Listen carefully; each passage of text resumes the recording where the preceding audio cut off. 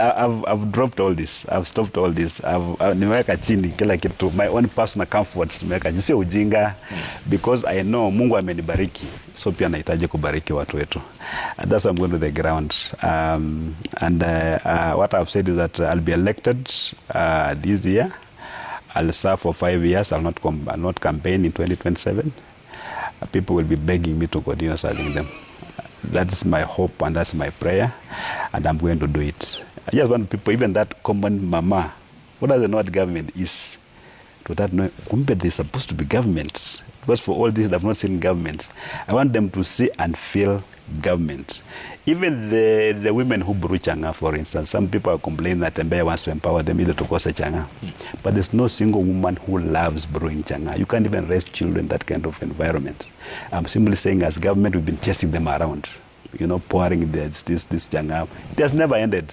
Yeah, in fact, unamwaga leo, they are taken to court. When they come back, they go to brewing. There are no alternatives. So we are saying we are going to empower our mama, provide necessary capital, provide alternatives to get them out of this changa. Our men, our young men and men who drink alcohol will get alternatives also, because even changa is not an illegal drink. The Changa Prohibition Act was repealed.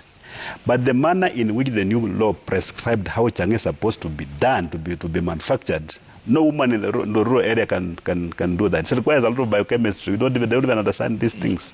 But we'll get our women out of this. If we've got people out now to come and invest, in affordable alcohol, they can come and invest it so people can even get it at cheaper prices. But the idea of somebody who drink yourself to death and a politician says, not that criticizing me that Natembeya wants to get our women out of brewing changa. You can imagine a whole leader saying, hii ni kitu tumezoea.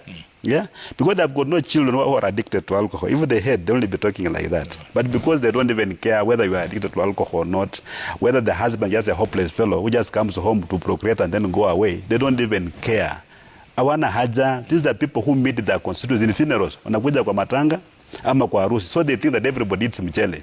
They've got no idea that there are people in Trans Nzoia today as we speak. Hajakula for the last 2 days, and yet the Trans Nzoia is the bread basket of Kenya. Leadership, Jeff. Leadership. We want to provide this leadership.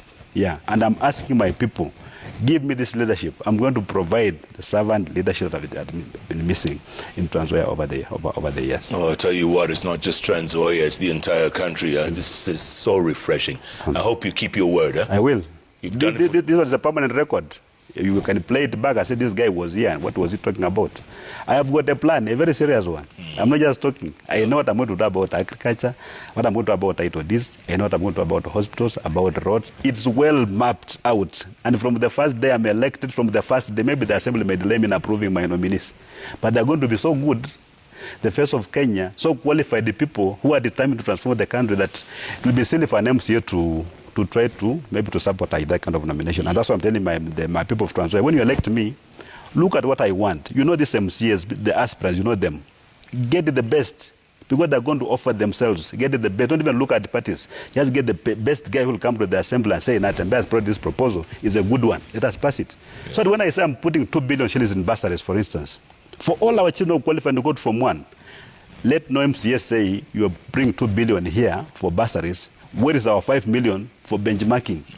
Those silly stories. Let us focus. When you are giving a bursary, school fees is 53,000 per year. Give 53,000 per year to this child for 4 years. Let them complete Form 4. But the fees is 53,000. You're putting aside a bursary of 4,000 for first term. Yeah. Then second term, you are telling this kid that I paid your fees first. What is this? Because you are serving a different agenda. You want just have people come, so many of them, and then you say, I'm giving bursaries today.